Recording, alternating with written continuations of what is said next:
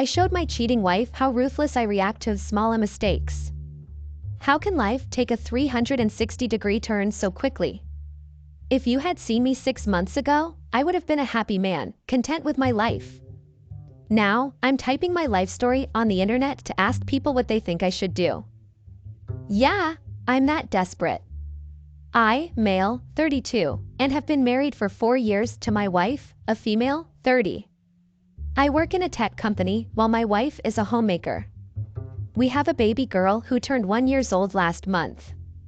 I met my wife, Maria, 6 years ago in a club. I went with a group of friends. We casually started talking to each other and then danced together for a while. She was a fun girl, that was my first thought about her. We didn't get each other's contact number or anything.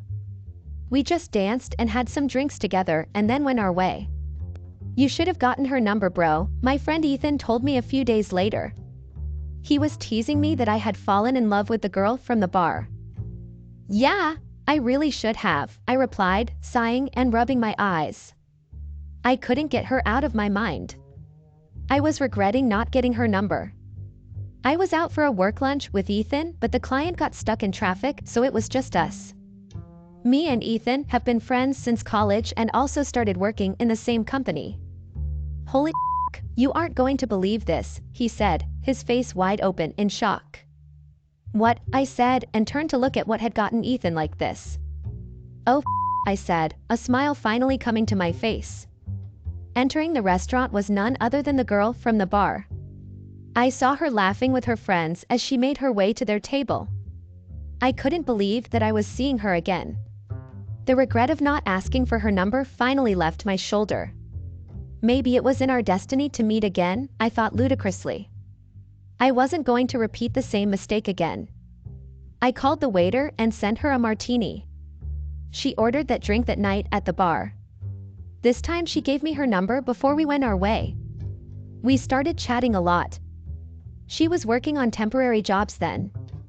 For those of you who don't know what that is, so while there is a vacancy and the company looks for someone to fill them, they hire people in those positions to fill it temporarily. She didn't know what she wanted to do permanently.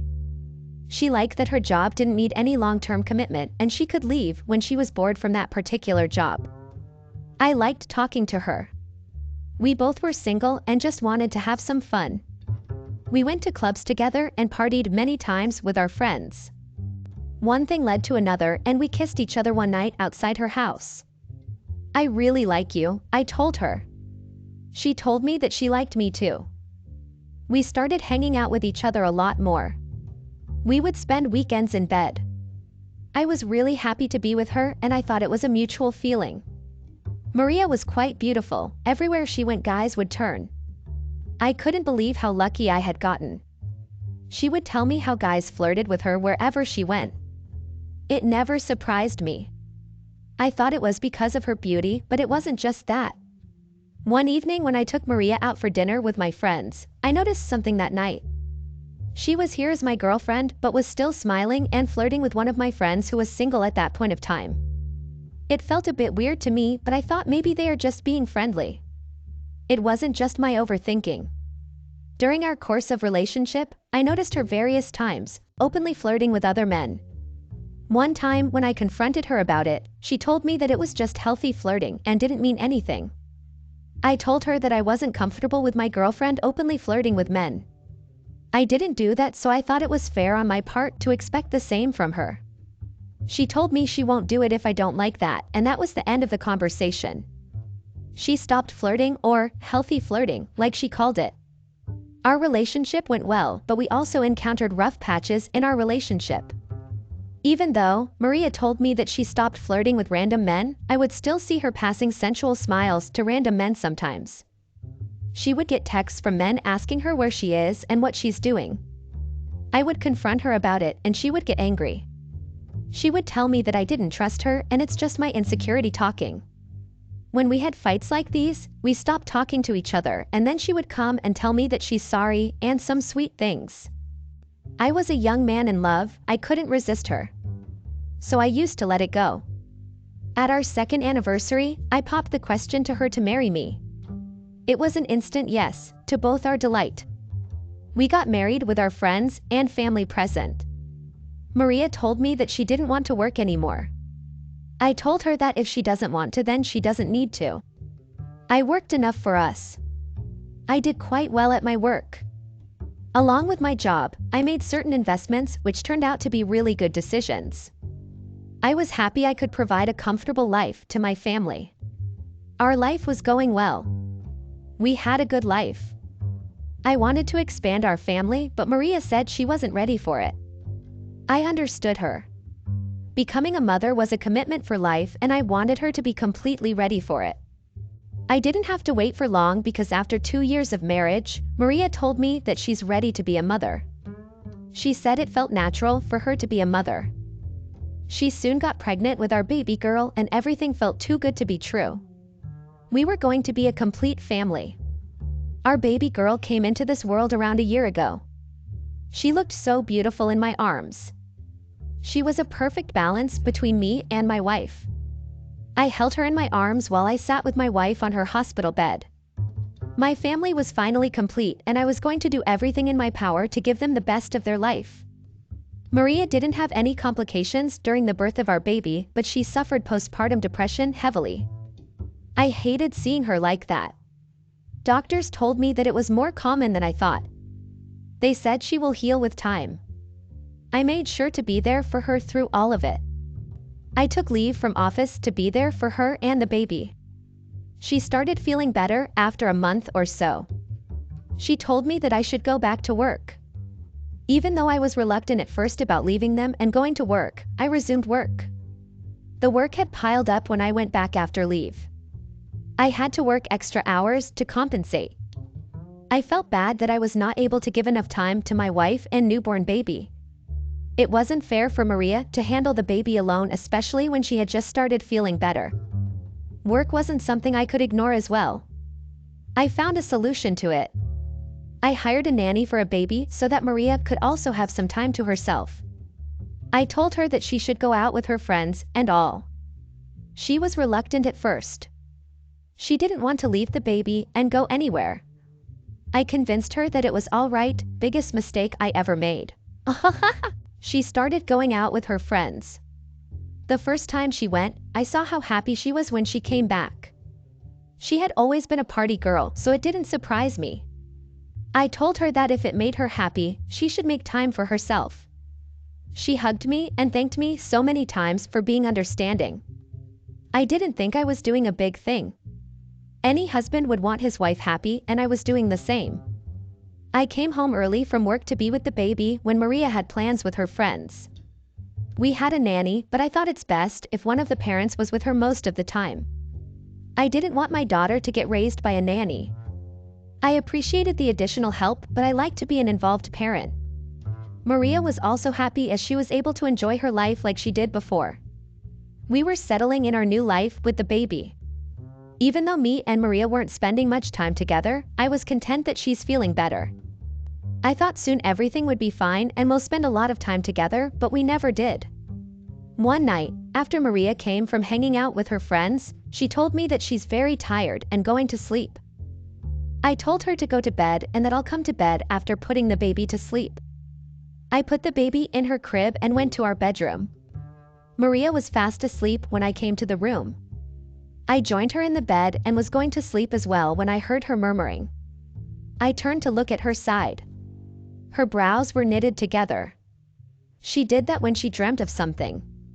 She was calling someone in her dream. Jack, she said. It wasn't me. I didn't even know any Jack. I was confused as hell, but I was like maybe it would be a random dream or something, and then went to sleep. The next morning, I didn't remember that something like this had happened the previous night. Everything went normal the next few days. Until all of it came apart. Maria had gone for her friend's night. I was at home with our baby. I was watching television when the door opened and Maria entered. I smiled when I saw her and she smiled back. She took the baby from my arms and kissed her. She told me she's tired and was going to take a shower before hitting the bed. I was replying to some mails on my phone, but then my phone ran out of battery. I searched for my charger but couldn't find it. I must have left it in the office. I went to our room to take Maria's charger. I was looking for her charger in her bag when I got the shock of my life. There was a hotel bill and a packet of condoms in her bag. Why the is there a hotel bill and condoms in her bag? We didn't use condoms, and I sure as never went to this hotel room. I stood there like someone had poured a bucket of cold water on my head. My wife was cheating on me. When Maria came from the shower, she saw what's in my hands and her smile slipped. Her face turned pale. I waited for her to tell me why she has this with her. I was sort of hoping that what I assumed was not true and she hadn't done anything, but the look on her face told me that I was right. Maria realized that there's no point in lying anymore and started crying. I would have felt bad if she cried any other time, but crying after going behind my back, I had no interest in making her feel better. She told me what I already knew. I made a mistake, she said between crying. It was harmless. You know, I wouldn't initiate something like that. I kept looking at her. She continued talking then. She told me how her friends go to the same bar every time. She told me that the bartender kept flirting with her. She didn't flirt back with him at first, but he didn't give up. I thought it would be just harmless flirting, she told me silently. What happened next? I asked in a neutral voice. She said she didn't expect her flirting to lead anywhere. She thought it would be fun to do for the old time's sake. He kissed me, she whispered. Her words were breaking something inside of me. Then? I asked. We were alone at that time. All my friends had left and I thought I'll have one more drink and then call the driver. But suddenly he was so close to me, he thought I was interested in him because I flirted, then he kissed me and I couldn't stop him, she said as if having a word vomit. What do you mean, you couldn't stop him? I asked. Her words sound ridiculous. I kissed him back and I don't know what happened before he took me to a room of that hotel, she said without meeting my eyes. I knew I wasn't going to like this, but I didn't think her words were going to hurt like this. You slept with him, I summarized for her. She continued explaining her cheating to me. I don't know what I was thinking. It was completely irrational. Please forgive me. It only happened once. It was a small mistake. What's his name? I asked her. Jack, she whispered. She was dreaming about this guy in our bed. I didn't know what to say to her. The nerves of this woman. She had the galls to sleep with a random dude at the bar and then to come home and tell me that it was a small mistake. Small mistake, my foot. She knew bloody well what she was doing. My anger was taking over me and I didn't want to say anything to her. I told her I'm going to sleep in the guest room and then left her in the room. This happened 2 days ago. Now I'm avoiding her. I stay at the office till late and leave home early in the morning. I don't know how to deal with this mess. Kind people on Reddit, if you know what I should do, please tell me. I literally have no idea how to handle this. Update. It has been 2 weeks since that night when I found out Maria cheated on me. Like I said here, I was avoiding her initially because I didn't want to look in her eyes. Days passed and I kept doing just that until I couldn't take it anymore. I went to a bar and got drunk like I had never been before. I didn't get drunk like that even when I was a teenager. I decided that I was going to show my wife the consequence of her small mistake. I caught the eye of the woman giving me a smile. Usually I would have ignored it, but not that day. It was pay time. I took that woman home. I opened the door and took that woman inside. I made a grand gesture of welcoming her in and took her to the living room. My wife was avoiding being in the living room when I was there, or any room for that matter. But I knew Maria was watching. I asked the woman to kiss me and she obliged happily. I let her continue the kiss knowing my wife is watching me with another woman's mouth on my mouth. I wanted Maria to see this. I wanted her heart to hurt just like mine did when she told me that she slept with another man. I could hear Maria crying, but you reap what you sow. She deserved this pain. She caused this mess in our home. I stopped the woman when I heard my daughter crying and told her to leave politely. She made a pout but left grudgingly. I went to the baby's crib and took my daughter in my arms. She stopped crying after a little bit. She gave me so much peace. I put her to sleep and went back to the living room. Maria was there. Her face covered her hands. I know you wanted me to see that. I didn't reply and then went to the guest room. The next morning I woke up with a bitch of a hangover. I went to the kitchen to get something when I saw that Maria was making coffee. Even seeing her filled me with anger. That's why it was best to avoid her. I made this for your hangover, she said as she passed me some green liquid.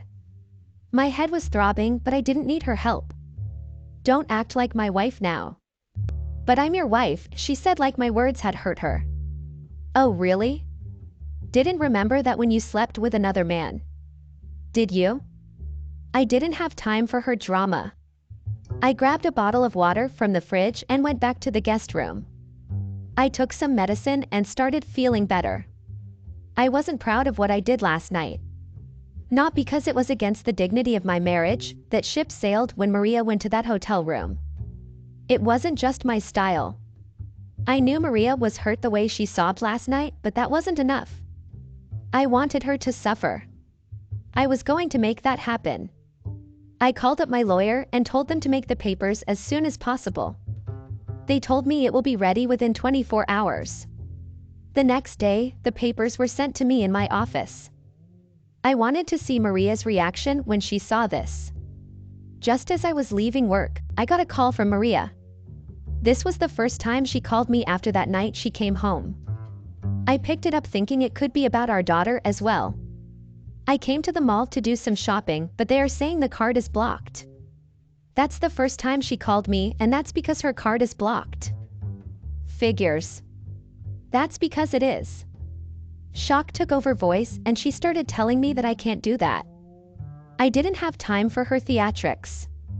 I told her plainly, I think I just did, and then hung up on her. I found Maria waiting for me at home. You can't do much shopping if you don't have the money. She didn't waste another minute and started telling me that I can't take her money from her.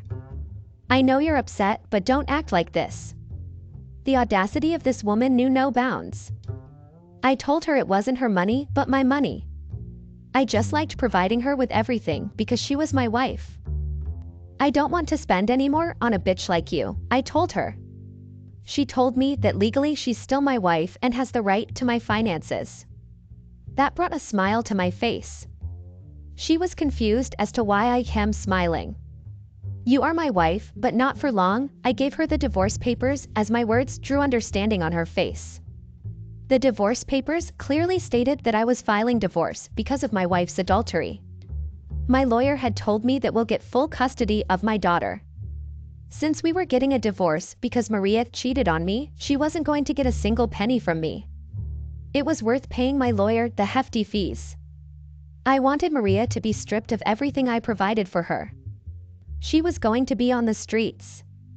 Maria didn't have any assets or any money except for my money.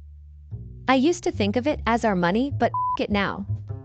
It's my money and I was going to make Maria suffer and make her regret cheating on me. I bet she already did. Update. It has been a year since my last update. I'm happily divorced now. I have full custody of my daughter and I didn't have to pay anything to Maria, thanks to the loopholes my lawyers provided. Maria moved out from the house a year ago. When she was taking her jewelry and her designer clothes, my lawyer, who was present that day with 2 of his assistants, told her that she cannot take it out of the house as it belonged to me. The shock on her face was so worth it. She left everything and was about to leave when I stopped her. She looked at me with hope, like I'll give her all that. But she was mistaken. I told her that she forgot her ring. It was a 3-carat diamond. I wasn't going to let that bitch keep it. I don't think this means anything to you since our marriage never did either, I said as I took the ring from her and threw it in the fireplace. Why did you do that? She asked like she couldn't believe her eyes. I didn't want you to have it.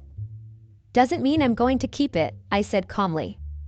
She was visibly humiliated and then left the house. I have not seen her since. She doesn't have any money or any home. Last I heard, she lived with some friends of hers before they kicked her out either. She didn't even ask to meet our daughter, and that was perfectly fine by me. I didn't need her negativity in our life. I'm perfectly content with my daughter. Everyone who heard my story till here, I'm really thankful to you.